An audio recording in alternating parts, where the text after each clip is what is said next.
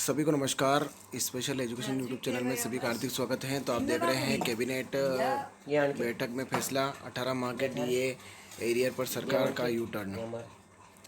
आगे ये है कि कैबिनेट बैठक में फैसला 54% डीए सहित 18 माह के डीए एरियर पर सरकार का यू टर्न।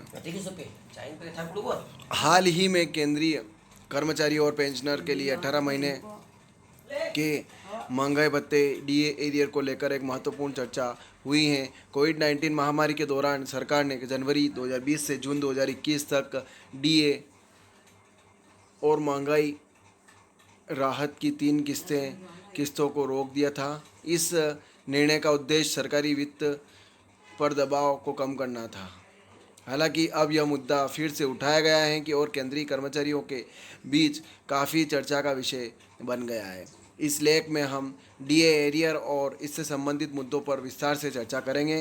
डीए एरियर का महत्व।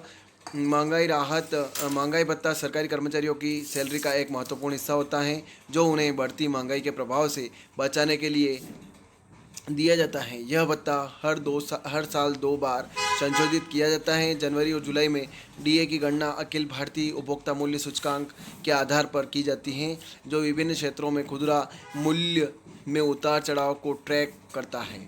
योजना और विवरण। डीए यानी डीए एरियर 18 महीने का डीए एरियर 54% की दर से। वर्तमान में डीए 50% है और डीए वृद्धि 3% वृद्धि की उम्मीद जो इसे 53% तक ले जाएगी।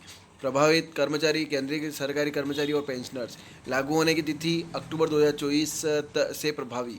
एरियर अवधि जुलाई 2020 से अक्टूबर 2021। विलंब का कारण कोविड-19 आर्थिक व्यवधान। सरकारी प्रतिक्रिया। वर्तमान में जारी करने की कोई योजना नहीं है। डीए एरियर की स्थिति। सरकार ने कोविड-19 महामारी के दौरान आर्थिक व्यवधानों के कारण डीए और डीआर की 3 किस्तों को रोक दिया था। इस निर्णय ने सरकारी वित्त पर दबाव को कम करने में मदद की।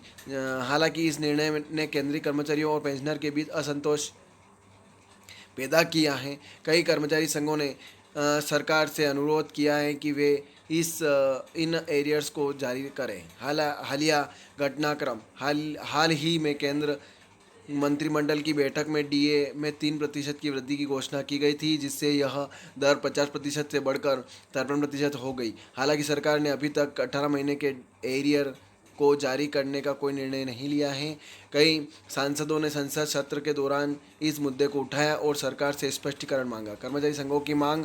कर्मचारी संघों ने सरकार से अनुरोध किया है कि वे महामारी के दौरान रोके गए डीए एरियर्स को जारी करें। उनका मानना है कि इन एरियर्स का भुगतान कर्मचारी और पेंशनर के लिए राहतकारी होगा और उनके आर्थिक स्थिति में सुधार लाएगा। भविष्य की संभावनाएं। हालांकि वर्तमान में सरकार ने डीए एरियर जारी करने की कोई योजना नहीं बनाई है लेकिन कर्मचारी संघों और राजनीतिक दलों द्वारा लगातार दबाव बनाए रखने से भविष्य में इस पर भी पुनर्विचार किया जा सकता है।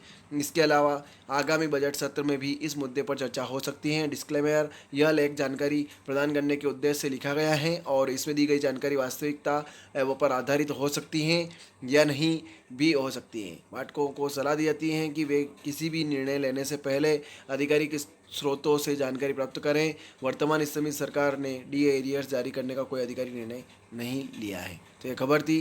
ज़्यादा शेयर करें, लाइक करें, कमेंट करें आपको खबर कैसी लगी और आप मेरे चैनल पर नए हैं तो चैनल को सब्सक्राइब जरूर करें। जय हिंद, जय भारत।